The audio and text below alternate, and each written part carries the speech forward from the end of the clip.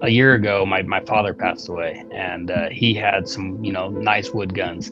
And my brother and I, we kind of went through them, and he had bought a new Winchester XPR and got a nice scope on it and everything. He'd only bought that about 5 years ago, and neither of us wanted that gun because it was just kind of that modern type gun. Not that it's a bad gun, but the gun that we both wanted was his beat up old a 30-06 and his old shotgun. And so both guns were wood, both guns were beat up, and they don't maybe function as good as a brand new gun, but those ones were the ones that told a story that we could remember our dad hunting with as we were kids. And they were scratched up and beat up, but that's what we both wanted. So Winchester Repeating Arms isn't just a gun manufacturer. They're the heart and soul of the American hunting and shooting heritage. Each gun they assemble is not only exceptionally well built and trusted, but it's poised to become an heirloom passed down from generation to generation with stories to tell. The legendary Horse and Rider brand is not only firmly cemented in American culture, but it's driven to keep up with the demands of present-day gun enthusiasts. In this episode, we'll sit down with Ryan Swaner from Winchester Repeating Arms and dive into what it takes to build a gun from concept to completion. We'll also talk about the history of the brand and some of the most collectible Winchesters from the past, and look ahead at some of the biggest trends in the market and what they're doing to not only keep up with them, but to lead the way. I'm your host, Jason Brown, and welcome to this week's episode of the Winchester Life Podcast. Welcome to the Winchester Life Podcast. Through insider access to industry pioneers, firsthand looks at cutting-edge tech advancements, and the stories behind the scenes that have shaped the world of shooting sports and hunting as we know it, we'll dive into the sacred places like deer camps and duck blinds, talk about innovation and shooting tips with the world's best, while revisiting age-old traditions of hunting and shooting still alive in our country. I'm your host, Jason Brown, and welcome to the show.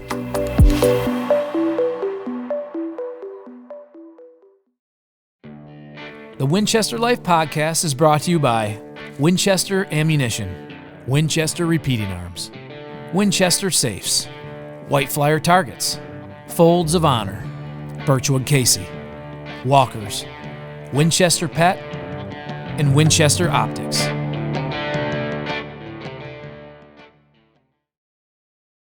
All right, welcome to the Winchester Life Podcast. With me today is Ryan Swaner from Winchester Repeating Arms. How you doing, man? doing good. You? Oh, great. Yeah, I know. Good to be here. Yeah, we chatted at the SHOT Show, and obviously there was a lot of. You guys are busy at the SHOT Show. You've got lots of things that you're handling, questions. What can you now that it's been a couple weeks past? How was it for you? Was there anything promising that came out of it, or was it a good show for you guys? No, I think it was very good. I think there was a lot of excitement. We just had the election that had just taken place coming in the SHOT Show. There was a lot of excitement around that, kind of the future. People were very optimistic with kind of where the economy was going. And so orders were really good. Our products were received very well. We had several new products that we offered at SHOT Show.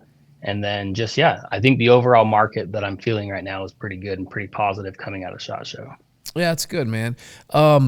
So at the SHOT Show, what's your main objective at Winchester Repeating Arms from the gun standpoint? Are you taking orders there, or how's that work? We do. It's actually one of our biggest order writing periods that we do with our dealers. And so we always, every year, come up with some special guns that will be SHOT Show specials, that are guns that you won't see in our catalog or that you won't see necessarily all the time, but stuff that people can come in, they can buy, maybe some special configurations. And then a lot of times we launch some of our new products, whether it's a new caliber, a whole new firearm.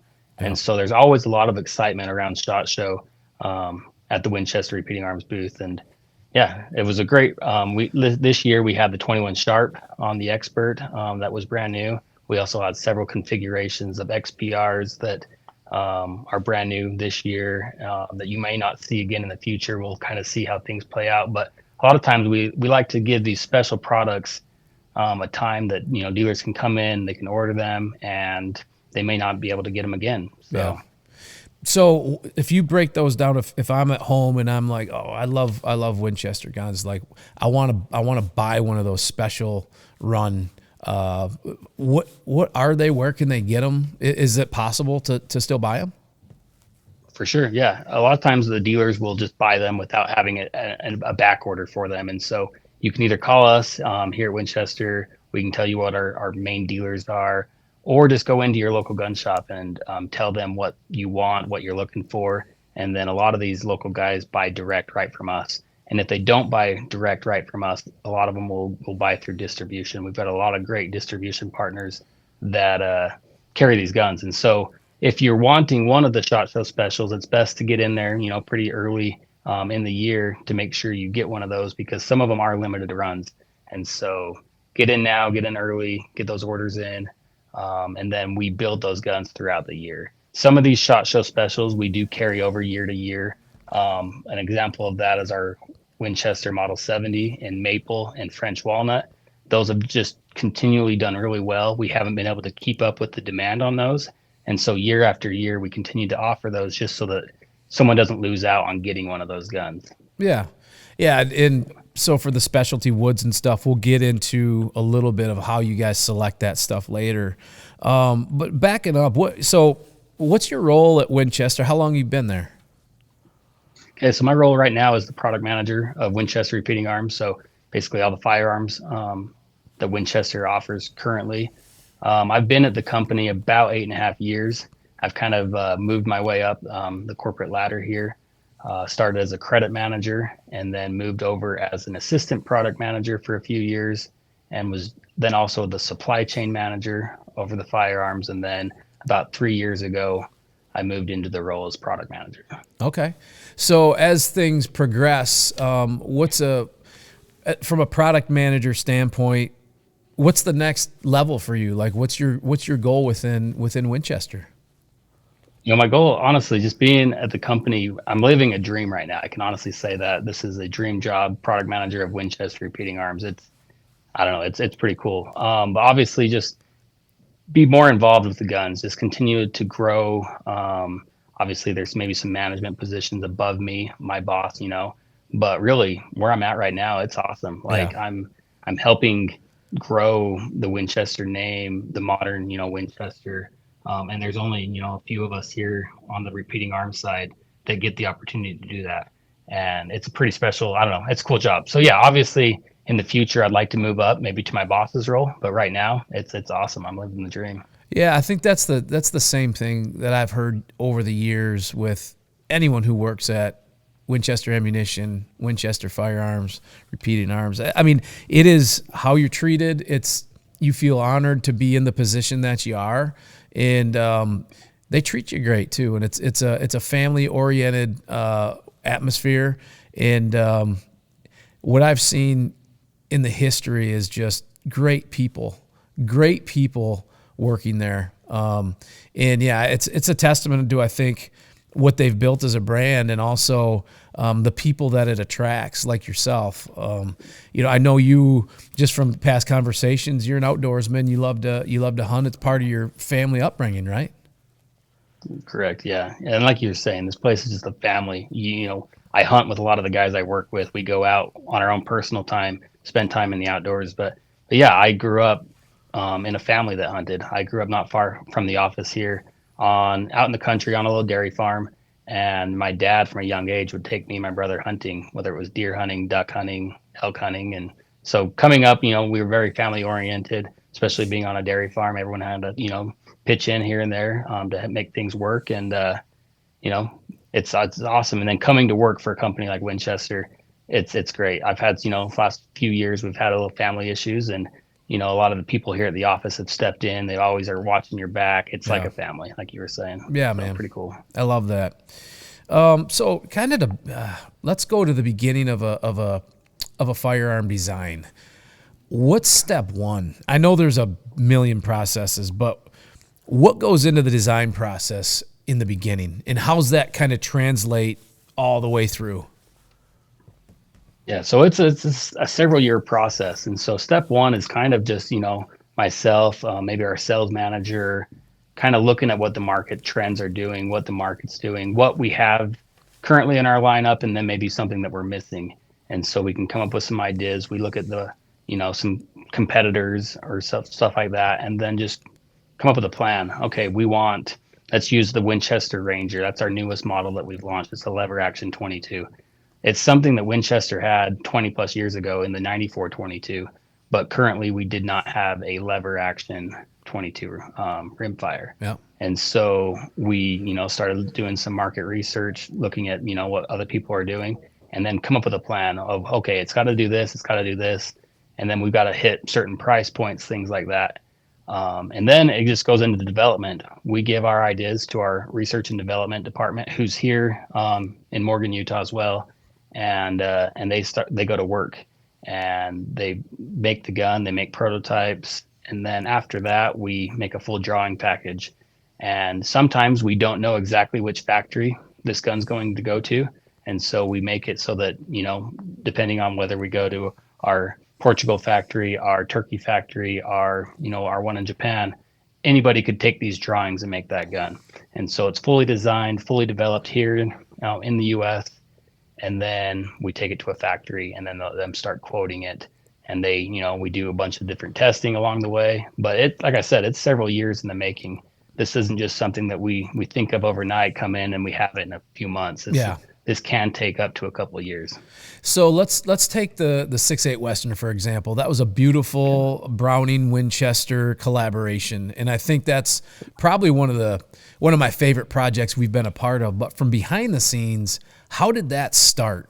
The 6.8 Western. How did you guys say, hey, there's a market for this? Or what was the objective when you guys, kind of designed that firearm?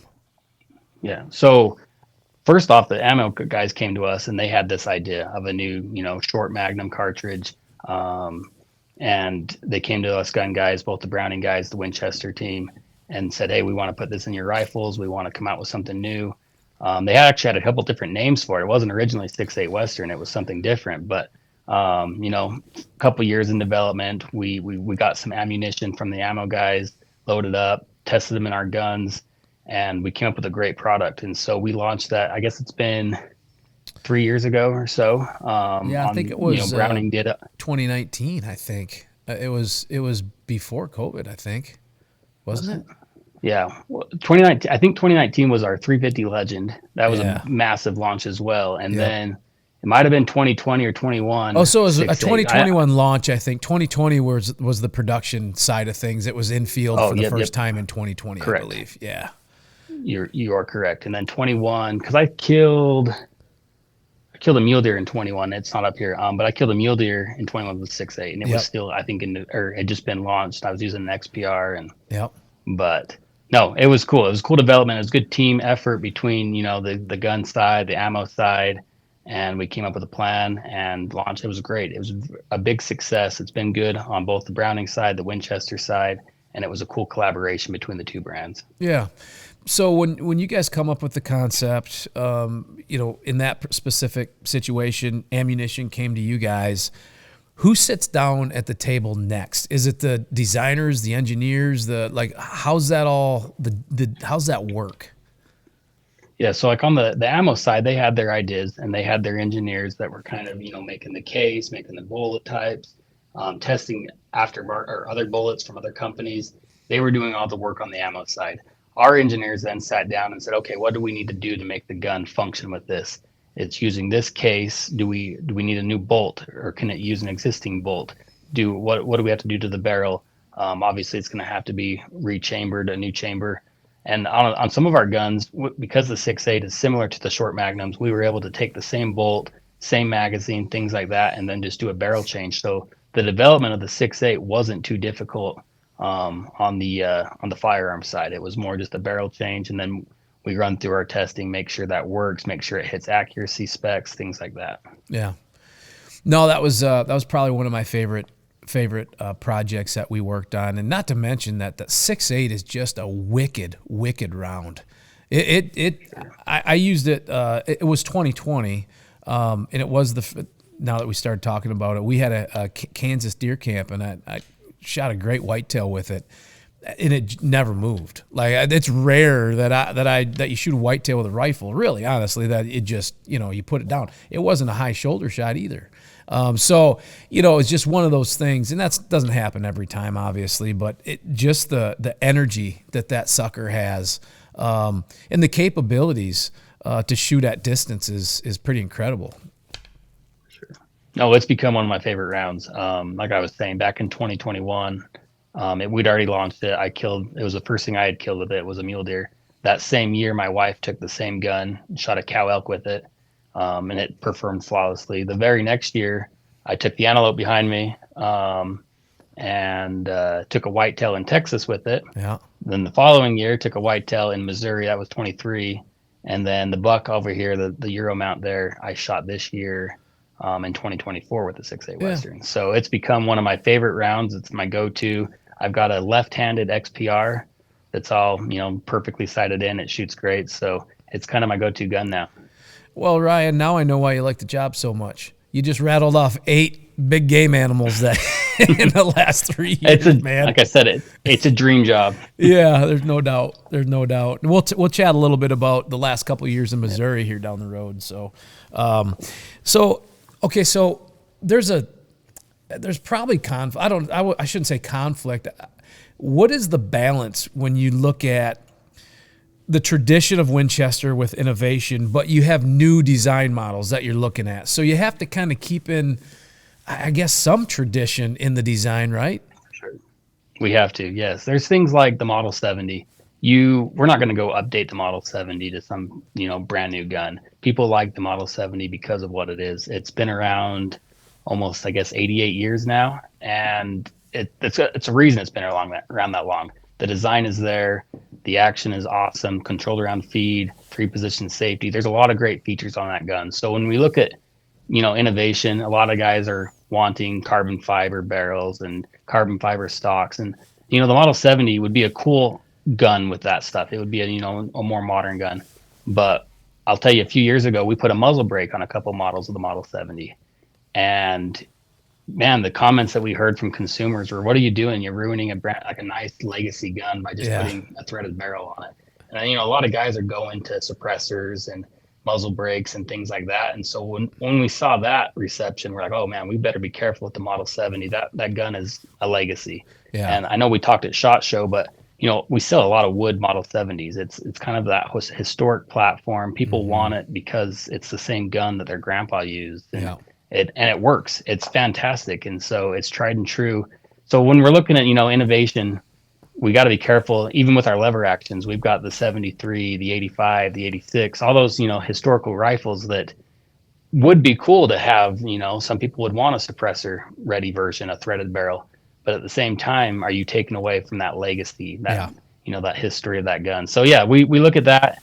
And then we have our newer guns, our Expert, our XPR, our Wildcat.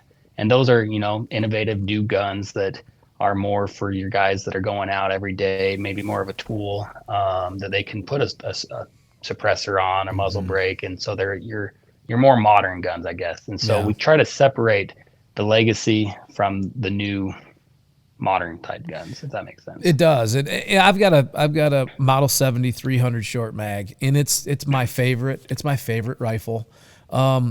But what is it? What is it that connects people to that rifle? What's so special about that? Right? Because it's beautiful, and it shoots, it drives tacks. But is it a combination of all that? Maybe. You just said it. Yeah, it's beautiful.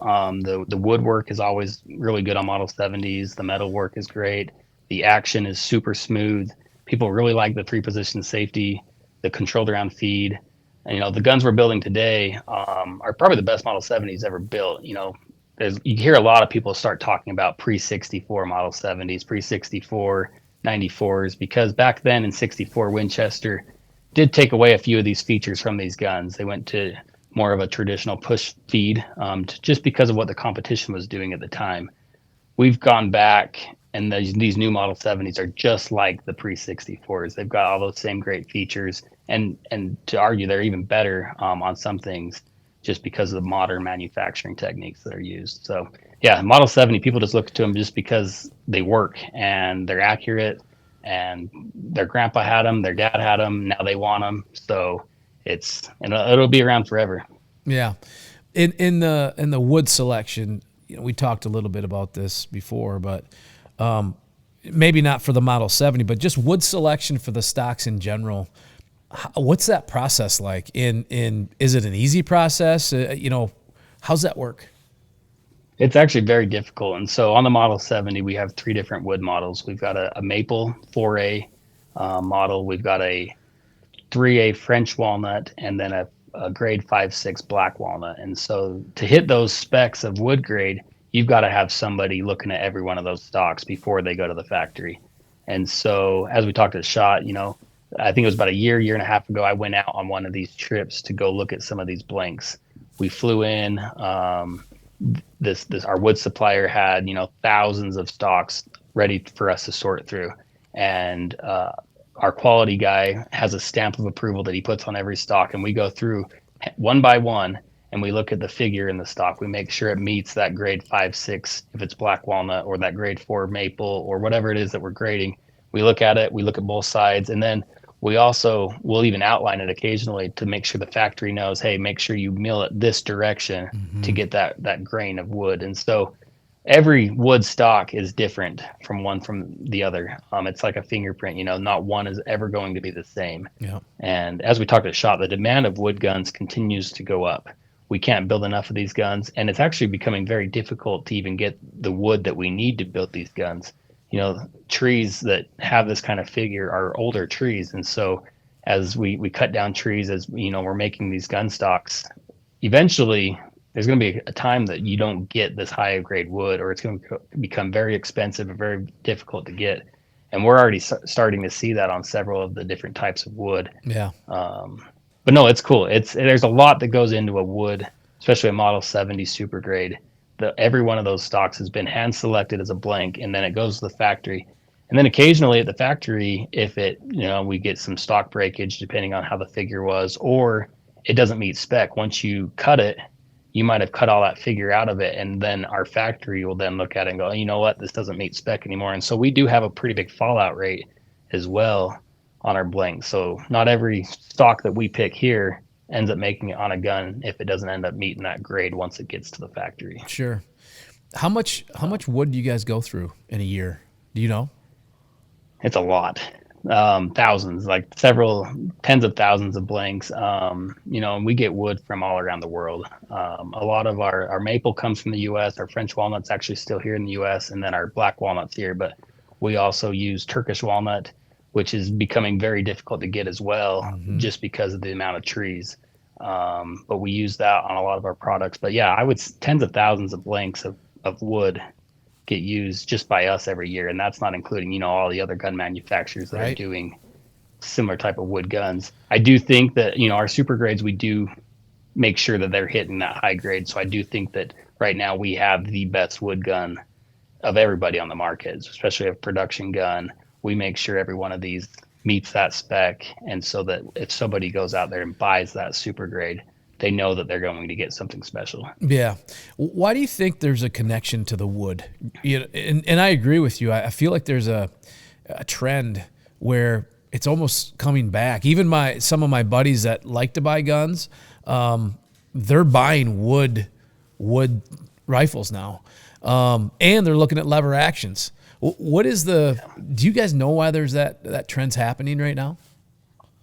I think it's just, things come and go. And right now, I think people are going more traditional. They're looking at, stuff that, their dad had, or maybe they had a long time ago, and they're wanting to get that back. And it's maybe more of an heirloom type gun. For a long time, guns really chased the route of a lot of composite stocks and different, they weren't heirloom type guns. They were just more of a tool. And I think people are now kind of like, oh, you know what? I want a gun that I can pass on to my kids, something that's going to last forever, something that maybe tells a story. And, wood stocks don't always hold up the best in conditions. You're going out there, you may drop it and hit a rock, and then you've got a scratch in it.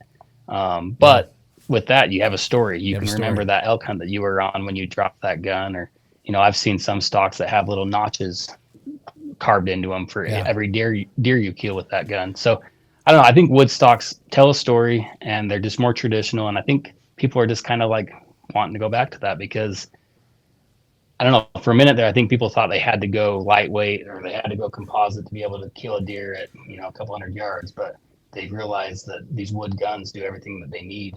And if you're sitting, whether you're in Missouri whitetail hunting or in Utah mule deer hunting, you can use a wood gun.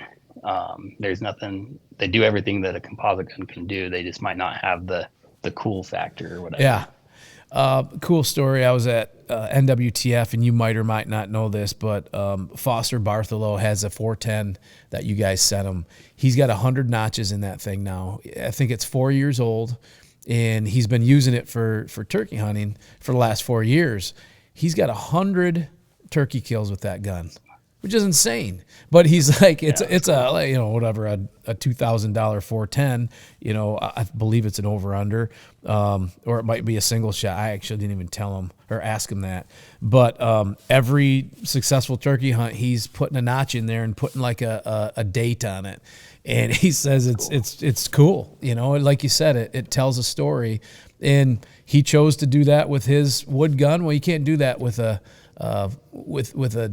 different type of synthetic stocks or whatever. So yeah, it's almost like it's a living, breathing, part of, it's a tool, but it's part of the story. For sure. No, it's for sure. And, a year ago, my father passed away, and he had some, nice wood guns. And my brother and I, we kind of went through them, and he had bought a new Winchester XPR. And got a nice scope on it and everything. He'd only bought that about 5 years ago. And neither of us wanted that gun because it was just kind of that modern type gun. Not that it's a bad gun, right? But the gun that we both wanted was his beat up old 30-06 and his old shotgun. And so both guns were wood, both guns were beat up, and they don't maybe function as good as a brand new gun, but those ones were the ones that told a story that we could remember our dad hunting with as we were kids. And, they were scratched up and beat up, but that's what we both wanted. So. Yeah. And that's why I think guns are so collectible, because they're tied to those stories and those moments, whether you're growing up or whether you shared your first hunts or, your most successful or least successful, whatever that might be.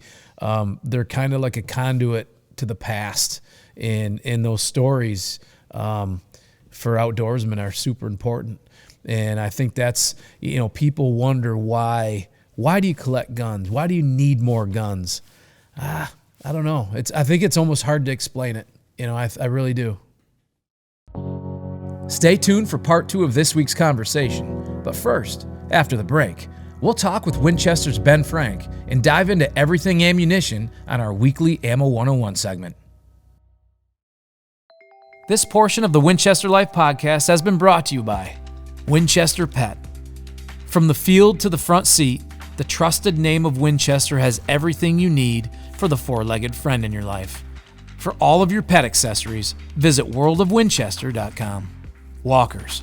For all your hearing protection needs, visit walkersgameear.com. The leader in hearing protection. Walkers. Folds of Honor. Providing educational scholarships to the spouses and children of fallen and disabled military service members. Honor their sacrifice, educate their legacy. To learn more, visit foldsofhonor.com. This week's Ammo 101 segment is brought to you by Winchester Ammunition, just like it is every week. And Ben Frank is back with us. And, we talk a lot about straight wall and the whole, I guess, the birth of the 350 legend. And a lot of times I think about, for us, we were brought in well along the way of the 350, the progression of that cartridge. Behind the scenes, how did that even come to fruition to think about a straight wall cartridge like a 350? Yeah, any of these new things that we come out with, it's just it's cool and crazy at the same time, because you bounce a lot of things off the wall and a lot of stuff doesn't stick, right? And oftentimes we're always looking to try to innovate, but with 350, it was one of these deals where we saw the need out there of these straight wall states and their availability or lack thereof of different options. And we thought, there's something we've got to be able to do to be able to help these folks out. There's something that we can do to help create a better product for, the new person coming in who is basically, required to use these, stipulations. And how can we, everything that they were using at that time was stuff that had been around for a long time, or maybe some wildcat stuff out there that had never really been fully established. So we're like, what's been done, but what else could we do and utilize our, current capabilities to really make a great product for the industry? Yeah. And I think when I think about how it applies to me, I think of taking my son to Illinois, or taking my son to Ohio, having to put a 20 gauge slug gun in his hands, or a 12 gauge slug gun. Straight wall wasn't an option. I think at the time there was 450 Bushmaster, but it wasn't super readily available, at least to me. And we had slug guns available to shoot. But that was not fun for a small frame guy at the time, a 10-year-old, to go out there and to take a slug to the shoulder, through that 20 gauge. It's just a lot. The 350, in my opinion, was one of the most innovative and game-changing cartridges that you guys had come up with for all of those reasons. Now I can't imagine a deer season without 350 Legend and the availability that it is to your deer camps. I know in our deer camp, a lot of our younger shooters, even me, I like shooting the 350. It's great to shoot. It's fun to go to the range with, but it's also it's deadly. Talk about just the explosion of 350 and how that kind of has transpired. Yeah, and I'll go back just a little bit, because to be able to create an explosion like that, you got to get a lot of things right. You have to make sure that, for one, it's something that people want and need, but also it's got to be available. You mentioned availability. Well, that was a key point of our building the design around the 350, was how can we make this the most available, the most efficient, with the processes that we have today. And I remember sitting there in our conference room, and we were kicking around just, okay, here we looked at all of the different regulations by all these straight wall states. We lined them all up. We started figuring out, okay, what can we physically do? I mean, if you've looked at those stipulations, there's certain things that criteria you have to stay within: the bullet diameters, the shell case length, all those kinds of things. And each state's not exactly the same. Yeah. But we wanted to make sure that it would fit for all those. And once we started laying it all out, it started to become pretty evident that it was like, this is pretty close to a 223 shell case, and it's pretty close to a 9mm bullet, which we are very good at building both of those things. And actually, the industry is very good at building both of those things. So we knew that if we could build something with those kinds of characteristics, we could have a winner, because not only is it going to be fun to shoot and all those other things and work, because we'll make bullets to work for it, but it's also going to have that availability aspect, which has been a very big, key to the success of 350 Legend. It has. And you know what I think is always cool is to come up to say that you were sitting in a room around a table and you guys devised a plan to create a new cartridge that would really change how people approach whitetail deer hunting, and even deer hunting in general. To me, it's wild to think about. It's like guys sitting around and coming up with the sketches of the Camaro. Because what I love about the ammunition world and in the whole hunting space is these are legacy cartridges. It's not going anywhere. It's going to be around for a long, long time. So to be on the ground floor of creating something like the 350 or the 6.8, those are cool things to be associated with. Oh yeah, for sure. And I mean, it's one of the things that makes me, appreciate and love what I get to do. But I will say this, because I smiled when you started that conversation, because, early in my career, I was an engineer, and I still have that engineering mindset, but I also have the luxury of being in marketing now and can just come up with crazy ideas and then ask the Yeah. engineers to figure it out. Yeah. So like, yeah, we're in a room and we're coming up with crazy ideas, but the next step really is us getting with our engineering team. And there's a lot of back end there that we don't always talk about, or, no one really sees, that has to go into, okay, yeah, we think it's going to be this shell case and this bullet, but there's a lot of things that go into making sure that that's going to feed properly. It's going to be safe. It's going to work on whitetail. Is it going to have enough energy? All of these things, gel testing. I mean, you name it. It's putting together packages and going to someone like Sammy and making sure that everyone in the industry doesn't feel like this is going to be an unsafe or, unbuildable type cartridge. And we got to go through all those processes, and we do when we come up with something new. And, our engineering team, we put a lot on them in terms of taxing them with coming up with new ideas and taking our new ideas and, putting them out there. But it oftentimes can take a while to be able to, get through all of those hurdles and make sure we're making the best product we possibly can. What was a setback that you guys had with 350? Like when you think about, man, that was our biggest setback, that was our biggest hurdle. Do you remember? I know a few things, and I might not say 100%, because to this day, I think we're probably the only ones that are still doing some of these things to make sure it works properly. So I don't want to give away too much. Sure. But I will say that, when it comes to building new shell cases, it's not just a 223 shell case. I think at first some people thought that was the case, and it definitely is not. You have to definitely do some things to make sure that it's going to work properly. Another part about 350 Legend that it's a mouth breaching cartridge, meaning that it chambers off the mouth of that shell case. That can sometimes be a difficulty, particularly on a rifle. That happens a lot on pistols and stuff, but like on rifles, a lot of times you're chambering off a shoulder. And so there's some hurdles that go into building a rifle that's going to function properly. Another piece of the puzzle that, I can divulge is that when you come up with something like that works in MSR AR style rifles, you got to have a magazine that's going to work. Yep. Or really, even if it's a bolt gun, those bolt guys, they have to have a magazine that's going to function this thing. And so working with different firearm manufacturers to make sure that their bolts are going to run, or the semi-autos are going to run, that was a big piece of it. Because if you can't get it to function properly, no one's going to like it. Nobody's going to adopt it. It's not going to work. And so that was a big hurdle, was the magazine situation. We don't even make magazines, but you have to recognize when you're in this situation that you have to have all those pieces of the puzzle to make it a success. Yeah. So talk about some of the products that 350 Legends offered in for you guys.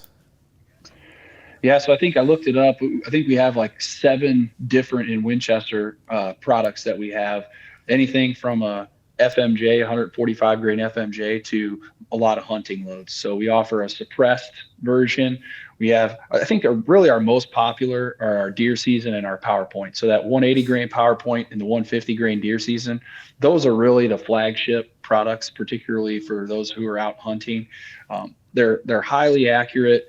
They're, like you mentioned, next to no recoil, and the amount of energy and the amount of performance that you're getting out of something like that it's pretty amazing. I mean, the first couple deer that I shot with it, you're thinking, after coming from a slug gun state like Illinois, like myself, like just like you, you shoot a 350 and you're like, boy, like, is that going to work? And then you find out that it's like, it works, if not better than what you had. And the accuracy is so much better. Your trigger pulls are so much better. So there's just so many advantages to using a rifle versus a shotgun, that it's been cool. But we also have a Power Max bonded. So that's a bonded technology, real tough bullet. That one works great too.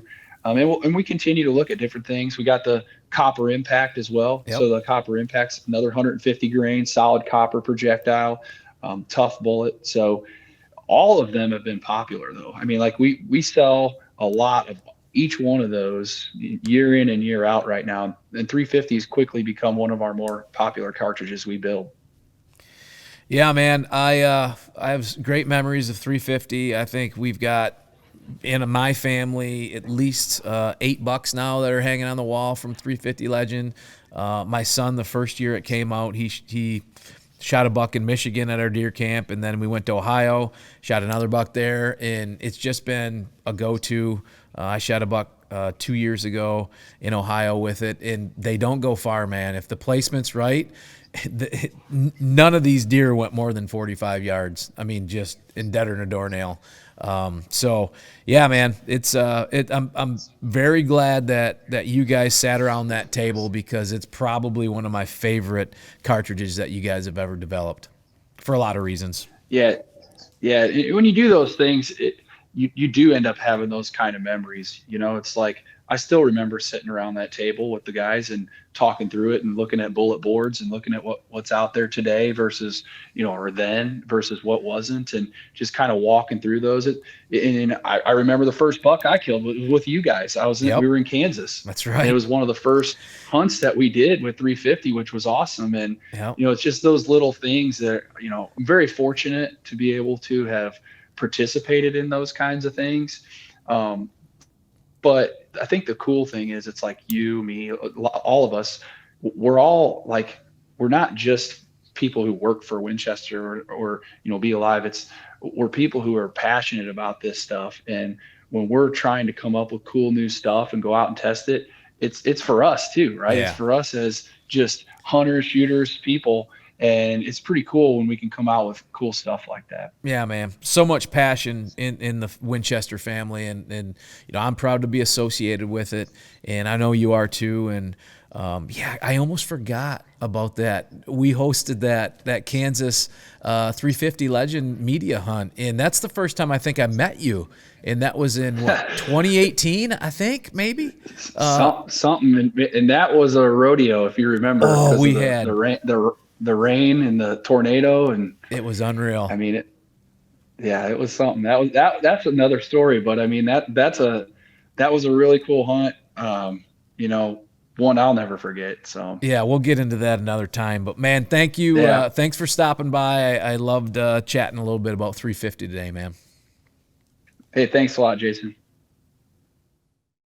This portion of the Winchester Life podcast has been brought to you by Winchester Ammunition, a world leader in delivering innovative products. Winchester is the American legend, a brand built on integrity, hard work, and a deep focus on its loyal customers. Considered one of the world's leading ammunition manufacturers, Winchester has built its reputation on delivering innovative ammunition products, providing top-shelf customer service, and demonstrating industry leadership. To learn more, visit winchester.com. Winchester Optics. The Winchester Supreme line of optics offers rifle scopes, binoculars, spotting scopes, and rangefinders for all of your shooting and hunting needs. To learn more, visit worldofwinchester.com. Winchester Repeating Arms. The guns that work with a reputation built on reliability. Winchester rifles and shotguns are built tough, with superior fit and finish. Winchester firearms are built to exceed expectations. To learn more, visit winchesterrepeatingarms.com. Coming up next on the Winchester Life podcast is part 2 of our guest conversation. But first, a few words from our partners. The Winchester Life podcast is brought to you by Winchester Ammunition, Winchester Repeating Arms, Winchester Safes, White Flyer Targets, Folds of Honor, Birchwood Casey, Walkers, Winchester Pet, and Winchester Optics. No, it's just they do tell a story. And one day, I've got 2 boys at home, and one day I will pass these guns on to them, and I'm hoping that they have the same connection to them that I do. But I can tell you that these nice, like we were talking wood, some of these nicer guns with the wood on them are the ones that I think they will remember more than just these modern tools that we would call them. So, yeah. I don't know. Trends that you've been seeing from an ammo cartridge standpoint, what's selling right now? What's the most popular? On my demand, 308. It Yeah. always comes back around. These these legacy cartridges always come back. And so 6.8 was really hot. It's now fallen down a little bit, but every single year you will always have 308, 30-06, 270 Winchester, and 300 Win Mag, and 243. Those five are always, and I can see both Winchesters and Brownings numbers. Both those five calibers are always probably top 7 or 8 Yeah. in our demand every single year. And so right now, 308 is hot. A lot of people attribute that to just ammo availability. But it's a great round. It's a shoot a whitetail, low recoil, 30 cal bullet. It's a cool round. Yeah. But those traditional ones always come back. So talk about the shocks. Talk about the SX4. The SX4 was released, I don't know, 8 years ago, maybe ish. And it was released in the sales year of 2017. We released it to our sales reps in fall of 2016. Yeah. And so, coming up on 8 years or almost 9 years, I guess. Yeah. It's an awesome gun. It's full lineup, 12 gauge, 20 gauge. A couple of years ago, we came out with the left-hand version, which was the first autoloader that we've had for lefties. And so we've got a full lineup: turkey guns, slug guns, pretty much everything that you can think of we've got on the FX4. Is there I think I know this, but I'm going to ask you, is there a semi-automatic 410 that you guys have available? We don't have one available. It would be awesome to have one available, and hopefully one day that we can, sub gauges, as you mentioned, they just continue to get more popular. As ammo gets better, sub gauges, get more popular. The 410, the 28 gauge, 20 gauge, we've seen an uptick in demand. And so hopefully one day in the future, we've got something to help with that market of the sub gauges. Today, currently, we don't have a 28 or a 410. Yeah, the sub gauges are almost a no-brainer, I think, especially when you have smaller framed hunters, smaller framed shooters. Makes a hell of a lot of sense. It does, for sure. Yeah, lighter recoil, and you can still reach out on that turkey or even waterfowl. I hunted waterfowl this year with some TSS, and the guy next to me in the blind was using a 410. Or no, he was using a 28 gauge. But watching him smash ducks with the 28 was pretty cool. And so I don't think with this new ammo, you don't have to go 12 gauge every time. It's actually kind of fun to shoot a sub gauge just because of lighter recoil. It's easier to swing, a little bit lighter gun. Maneuverability, And it's awesome. So the trends are definitely showing that sub gauges are becoming more popular. So when you guys have a new firearm, a new cartridge, whatever, a new product, what is the testing in the quality process like? Once you guys get it to that point, what's it look like next? Is it field testing? Is it on the range? Is it running 200 rounds through it? Like how's that go? It's a lot of everything, and I don't know how specific I can get with what we do, but we test the guns a lot, and that's one of the reasons it takes us so long to develop a gun. Is we go through several steps. Like I said, we get a prototype made here. We make sure that gun works. We run that through the ringer. We shoot thousands of rounds through it. We make sure it functions, make sure it's safe, and then we get the drawings made. Then we ask the factory to make us a bunch more guns based on those drawings, and then we go through another test, making sure that those guns work. Whether it's field tests, running thousands of rounds through them, making sure they function, making sure they're accurate, and then after that, we start ordering more production parts. And then we run another test, making sure all these guns are good and safe. And we've got a very strict, line of tests that we have to do. And every gun has to pass all of these tests before we can take it to market. Yeah. And so sometimes it's frustrating. Sometimes you're right there on the verge of getting a gun to market and something comes up in testing. And we go back to, we got to change the design a little bit. But I can tell you that every gun that we put out goes through a lot. And it's cool. Like it makes me have a ton of confidence in all my guns that they're not only going to function, but they're going to be safe. They're going to be accurate. And so we stand behind that and make sure that every gun's going to be good that we sell out of here. Yeah, and I'm sure there's firearm manufacturers that rush the process because they want to be first at the table, and that's not a priority for you guys. The priority is to get it right the first time, and I think that's that's what makes Winchester stand out. Is the quality is number one, and making sure when it comes out, there's no questions. And I think that's what I've seen in the past, and I think just being part of the development behind the scenes a little bit, we've heard about certain new developments that are taking place, but maybe hit some bumps along the road. You want to be the first to release some of this stuff, but sometimes you can't be, for the sake of just what you guys are known for. Exactly. And as a marketing guy that goes out, it's frustrating at times, but it's also very comforting knowing that my guns for sure are going to function and are going to be safe and will meet the customer's requirements. But yeah, occasionally we are slower to market depending on what it is, just because of these high standards. But we with full confidence can tell you that our guns will live up to the expectations. They will function as you want them to function. They will be safe. They will do everything that you're expecting it to do, especially coming from a brand like Winchester. So I do occasionally, it does get frustrating, but it's also a good thing. So why do you think Winchester, from the firearm standpoint, really ammunition too, why is there such a historical and cultural appeal to that brand? I think it's one of the brands that have been around a long time. It's been around since the 1860s, so over 150 years. And with a brand like that, that's very recognizable, it just lives, it has a legacy. People have come to know our products. They know the old lever actions. They know some of the guns, Model 12 pump shotgun up to the Model 70, and then several models in between.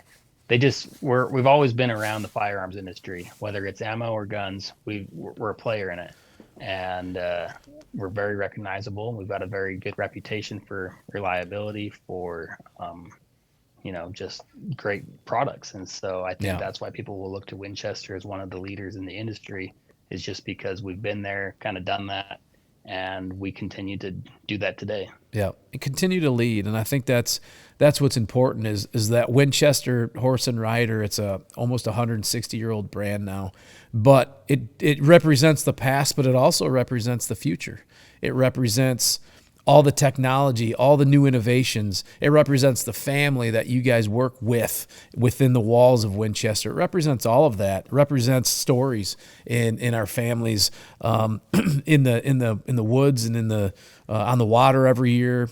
So yeah, it's way more than that. And I think that tie to that brand of Winchester is why people hold it up so highly, regard it so highly. Agreed completely. Yeah. So collectors, I mean, that's obviously we talk about historical guns. There's a whole collectible aspect to Winchester guns.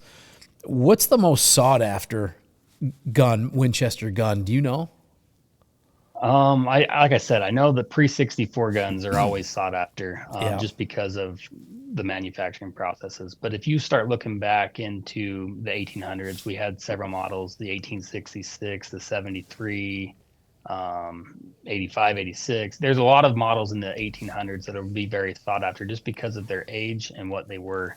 Go back to the Model 73, the gun that won the West. Yep. I think that gun's very sought after just because of how popular it was back then and how popular it continues to be today. It's a very innovative gun for its time, and people will look for those. And they I don't know. I think people want the historic aspect of the gun to be, an early serial number or a certain year production. But I think that's what they look at first, but then just the quality. And then, like I said, the pre-64 thing I know comes up all the time of people looking for an old Model 70 or an old 94, and they're looking for that specific years just because of that's what they're wanting. Yeah. So when you're at a show, or I don't know, maybe people call your facility collectors or, historians, firearm historians, Do you have any stories where someone would come up to you and say, "Hey, I have this. What's it worth?" or anything like that?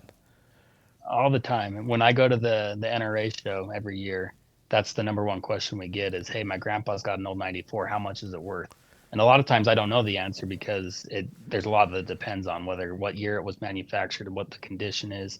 And so there is the Winchester Arms Collector Association.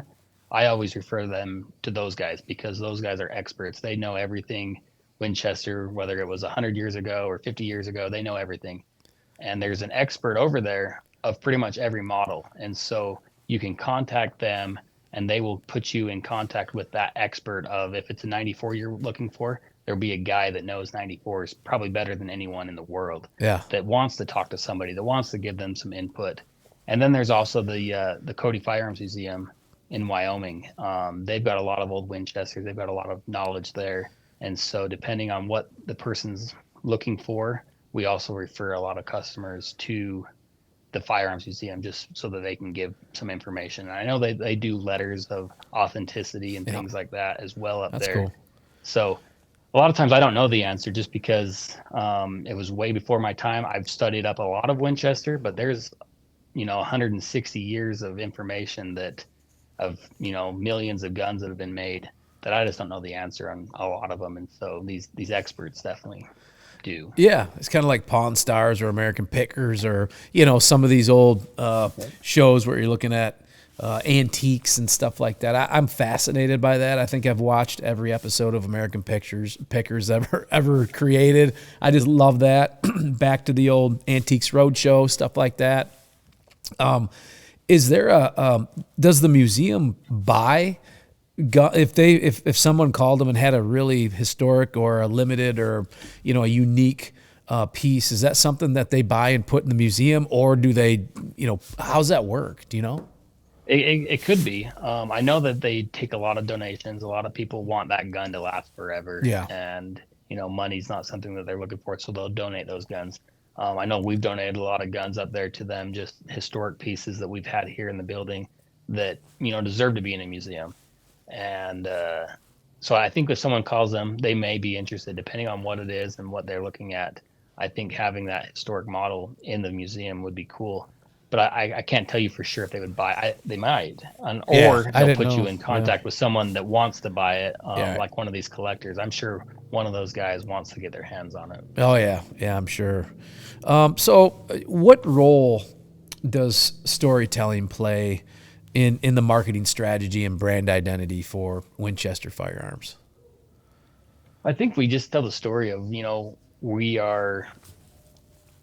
I guess one thing our CEO always says is we're selling heartbeats, and we tell a story of this is a gun you take out into the woods, and it's whether you're going to hunt with it or shoot trap or sporting clays or just go plink targets. We're telling a story, and it's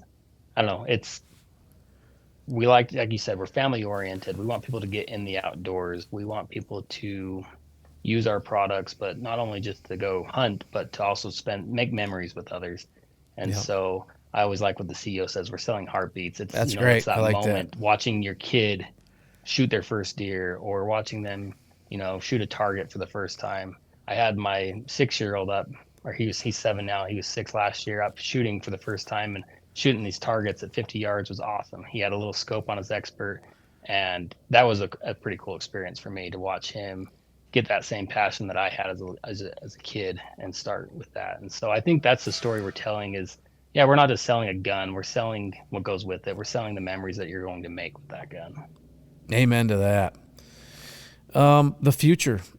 How do you guys plan to continue the legacy that's been built, but also kind of adhere and I guess adapting to new technologies and demands in the market? I mean, there's a balance there. We kind of talked about it a little bit, but down the road, I know there's stuff down the pipe for next year and the year after that's in development already. How's that look for the future? How do you guys balance that? Oh, like we kind of said earlier, or I said, it's, we've got the Model 70, we've got our historic lever actions.